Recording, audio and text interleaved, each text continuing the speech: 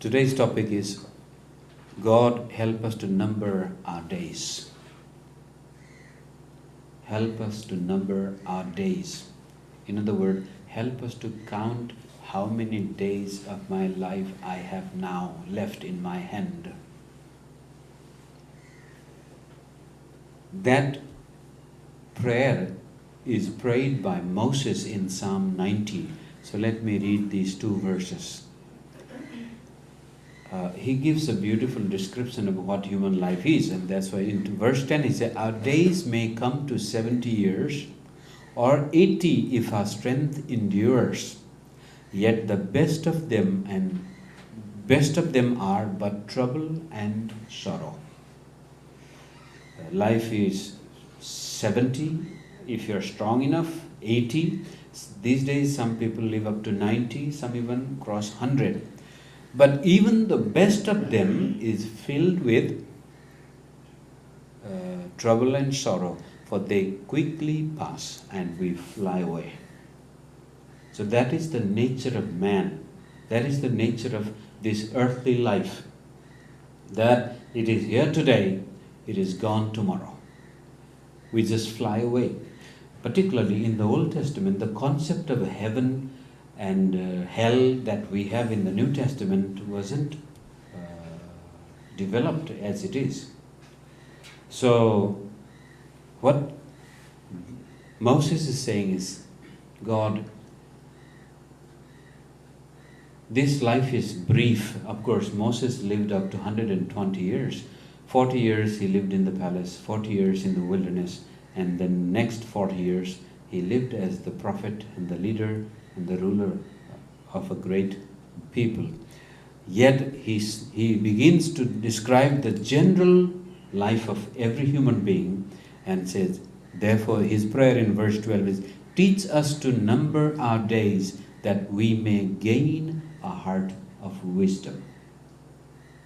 We may live 60, 70, 80 at the most, Lord, and in those days also they are filled with troubles and sorrow. Therefore we pray, give us a wise heart as how to live.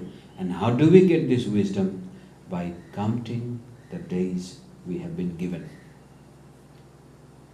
By numbering the years we may have been given. Because they give us the heart of wisdom. By counting the days of our life, we are in tuned towards wisdom. Otherwise, if we don't count the number of our days, if you never think about your death, most likely you're going to move on along the path of life without knowing where you have arrived. And you will never know how soon your youth is gone, how soon your midlife is gone, how soon you have come to the end of your life. Because you never counted the days. You never thought about the dying days. So this is the prayer of Moses, and say, Lord, help me to count my days so that I will have a heart of wisdom, and that heart of wisdom will help me to live meaningful life in these brief years that you've given to me. This message was ringing in my heart, particularly because of the news these days that you see about the death of Queen Elizabeth II. This is the first public picture as a baby she was brought, and this is the last public picture as she was meeting the last Prime Minister, the latest Prime Minister of England. 2 days later, she dies. 2 days before her death, she is engaged in her royal activity. And 2 days later, she is gone. That was her last public picture, and this is the baby she was brought out into the public when she was born. So now she lived 96 years, we say, but for her it's just a brief moment. She was a vibrant woman. About 10, 12 years ago she was like this. And within 10, 12 years she became frail, In 1 year she became frail actually. She was quite okay before her husband died. After the death of her husband, everything collapsed and she became so weak and frail. So in this news, think about this great woman that the world is paying tribute to her. She is a queen of a country, small country compared to many other countries. But the whole world somehow, one way or the other, is paying tribute to this amazing individual, a human being. In fact, some of the countries that are saying some good things about her, where they are the enemies. They oppressed and colonized these countries, and yet people have something good to say about this person. Why are we attracted to a figure like Elizabeth? Maybe, number one, the longevity of life she lived. And she lived this long life in the spotlight, in the seat of power. England, the sun never set at one time in English history. The powerful empire. Yet she remained in something of a picture of an ideal human being. Long life, scandal-free life, dignified life, decency, dignity, morality, traditions, wisdom, power, glory, everything is associated with this human being. And therefore, somehow, she symbolizes an ideal picture of a human being. Not only she lived long, she also lived very well. Which one was the Prime Minister or some state head was telling she had a life well lived. And that is why everyone in the world who knows a little bit about her is somehow attracted to this person. And not because she's a king or queen or monarch or something, but somehow in her there is a humanity so well lived. That is the context in which I also want us to think about our own death. Have you ever thought about your death? Did you plan about your death? How do you plan to die? Have you ever considered that this is how I want to die? When I die, this is what I want to see. In Harvard University, they did a long research that lasted for maybe 60 years or so. They documented the life of young children who were growing in the elementary school. They asked them certain questions. Then they continued to follow these students in their high school. They continued to follow these students in their universities and their professional life, in their midlife, until they reach 70 years. And this is multi-generational research. And when they are in their 70s and 80s, the qualities of their life matches with the kind of answers they gave when they were in their teens and 20s and 30s and 40s.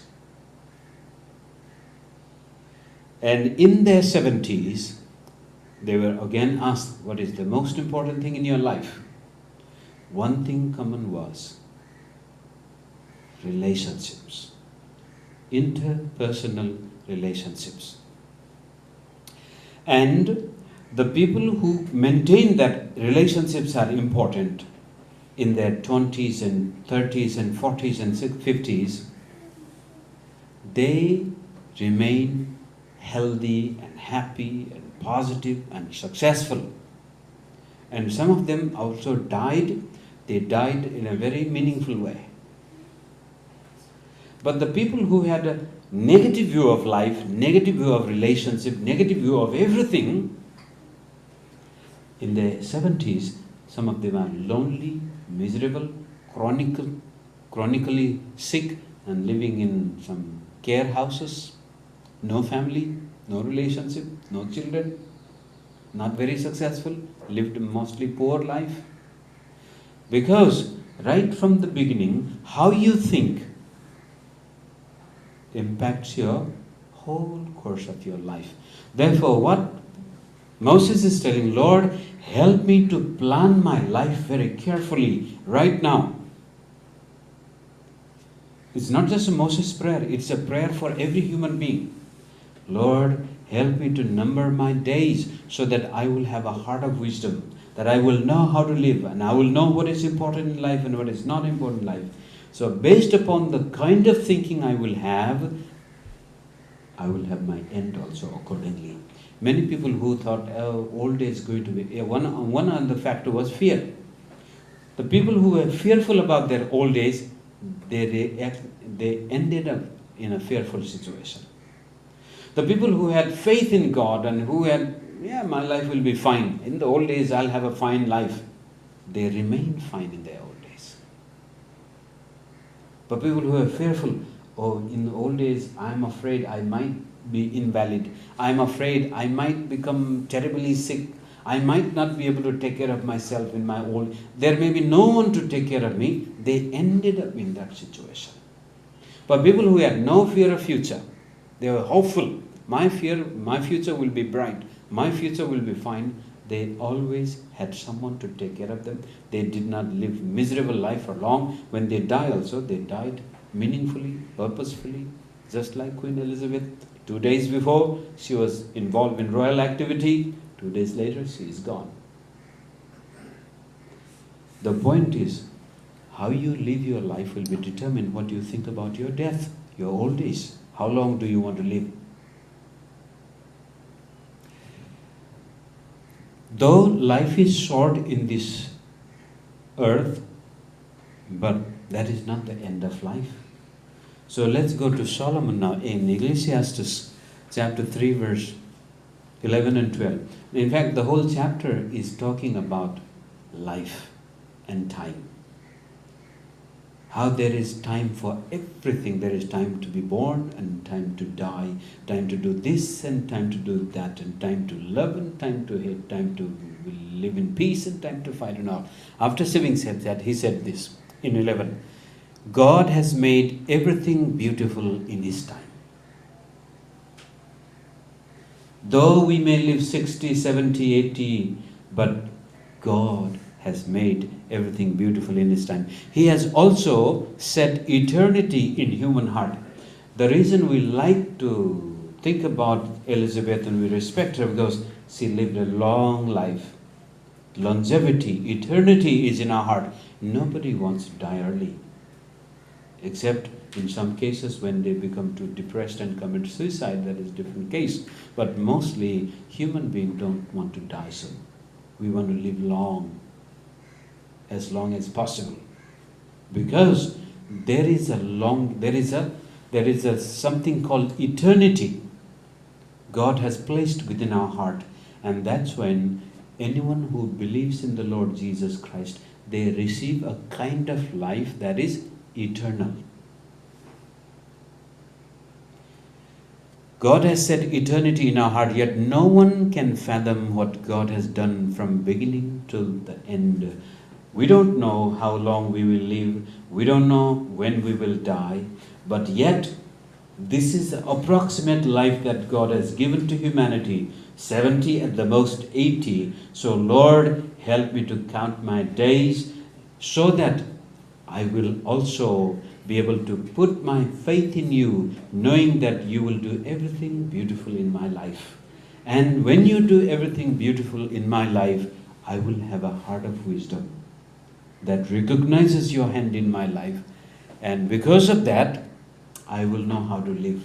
How do we live? Verse 12, I know that there is nothing better for people than to be happy and to do good while they live. When you live your days on earth, if you're not a happy person, what is the purpose of life? Arthur Schopenhauer, a German philosopher, was one day wandering about, and he entered someone's garden. And the keeper, the garden keeper there, gardener asked, "Who are you?" And this is a philosopher. The trouble with me is, my man, is that I don't know who I am. That is the biggest question I'm asking. Who am I? And he is known as the father of pessimistic philosophy, nihilistic philosophy. Life is meaningless. There is no meaning in life. There is no point of living in life. The trouble with me, my man, is that I don't know who I am. And he is known as the father of pessimistic philosophy. He's written many wonderful books. If you read them, they give you a wonderful sense of life. But he himself comes to a conclusion that there is no meaning in life, because he himself confessed that he doesn't know whether there is God or not. So my point is, if you're not a happy person, no matter how successful you become, how rich you become, how powerful you become, that life is useless. We all have iPhones and iPad and Apple computers and all. But if you read Steve Jobs' life, he was an unhappy man. From childhood until the day he died, he was a very unhappy man.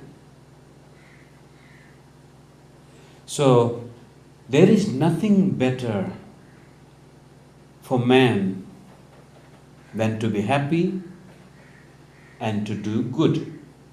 That is, be a good person. Be a happy person and be a good person, because you can never do good if you're not a good person. Becoming goes first and then comes doing. So if you want to do good, you have to first become a good person.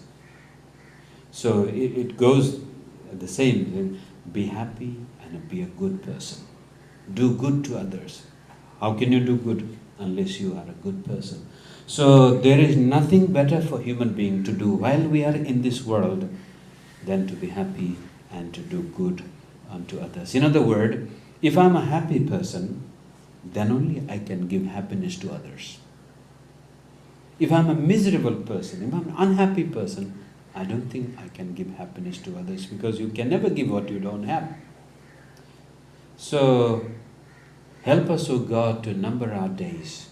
That'll give us wisdom. And when I have wisdom, then I will know how to be a good person.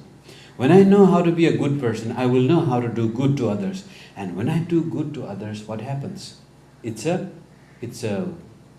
circle going around. If I do good to others, I'm going to be a happy person. When I'm a happy person, I'll do good to others. And that is going to make my life meaningful. So when we think about Elizabeth, a good human being, a good person, who at the age of 21, when she had to announce her royal responsibility when her father died, the statement the BBC keeps on repeating, she was in South Africa, getting ready to fly back to England when her father died, while she was in Kenya. And she had to record a broadcast to the people of England and the British Empire at that time. She said, "My life, may it be long or short, I commit it to serve the people of our empire.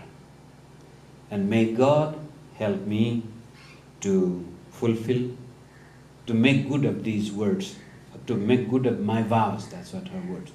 "My life, may it be long or short, I dedicate it to the service of the people of this empire.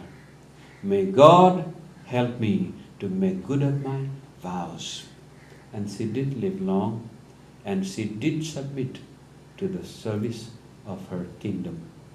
She refused to be involved in any kind of scandals in the life of this long and illustrious career. She remained a steadfast woman, a godly woman. And then time and again, in the year 2000, when she was giving, it is the message of Christ that gives me hope, especially after Diana's things are unraveling and so many things were going on. It is the gospel of Jesus Christ that gives me hope in my life. And it is He who gives me guiding light. And today she dies with that wonderful testimony of a long life and a good life, because somewhere deep down in her, she was a woman of faith. She knew how to number her days. Right at the age of 21, she thought and she said, though my life may be long or short, I don't know. Whatever the number of days God gives me, I determined to give it to the people of England. So, same way, we don't know how long we will live. You have to number your days. You have to plan for your death. You have to think about your death. What will happen when you die? If suddenly we die today, how will the remaining family members will live? You need to plan about it. You need to think about it, because that's what is going to give you wisdom. Now there are many times, these days we don't fly as often, but there were times I used to fly quite often. Every time I get in the aeroplane, the thought will, if I'm alone, thought will always, oh, I should have done this, I should have done that. Suppose this plane crashes and I die, and my wife and my child, what they will do.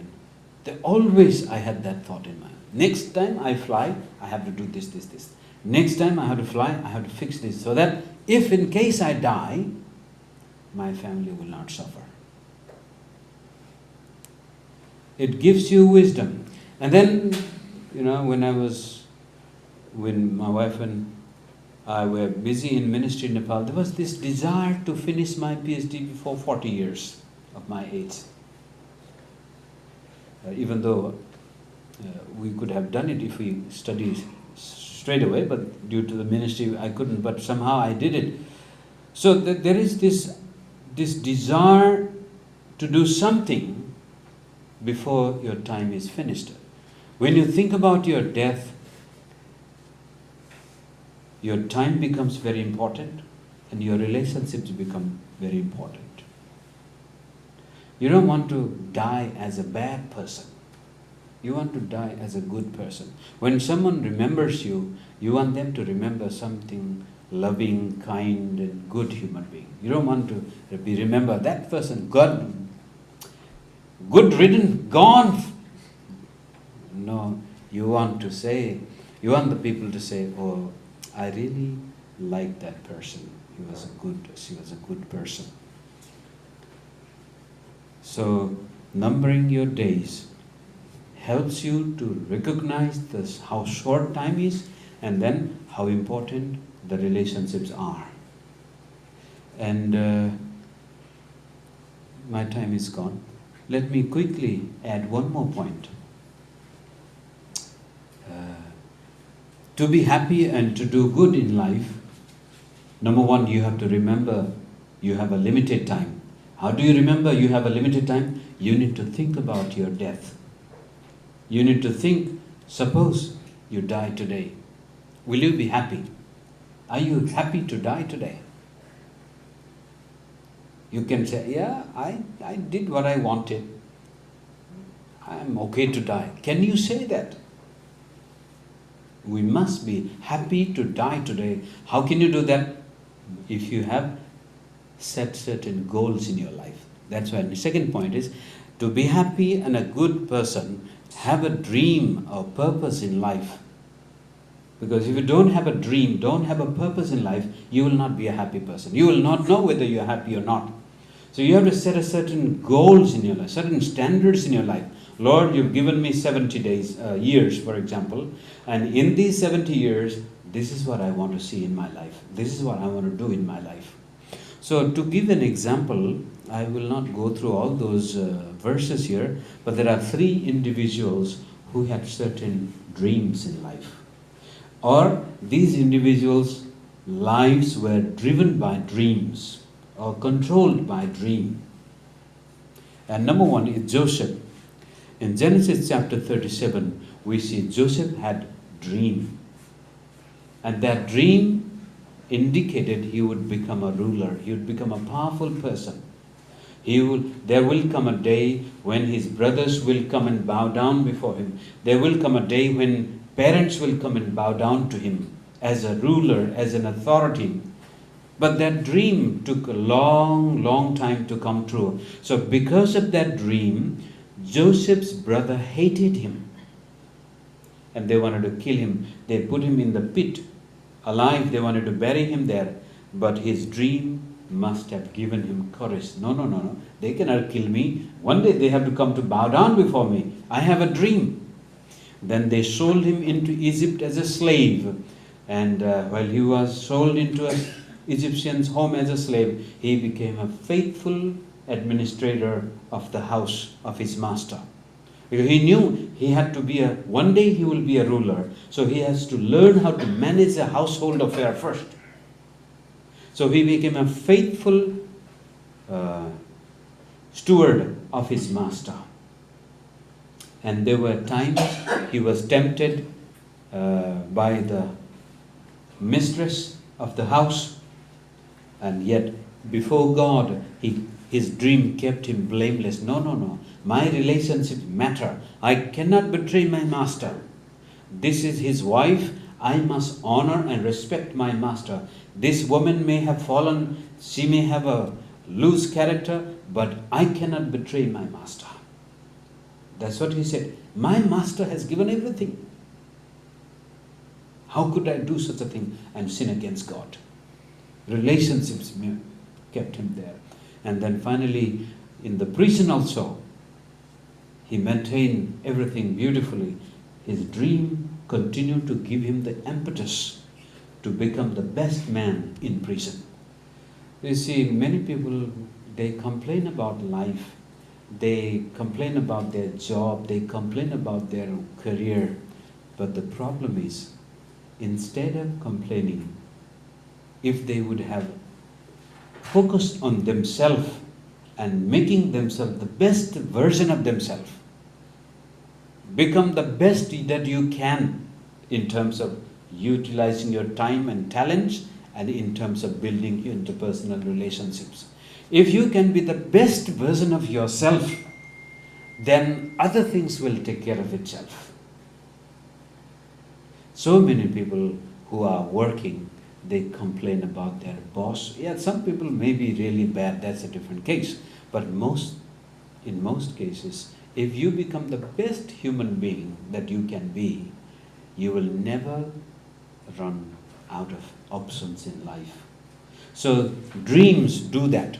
If you have a dream, you will develop yourself. You will train yourself. You will study hard. You will become a person that you can become.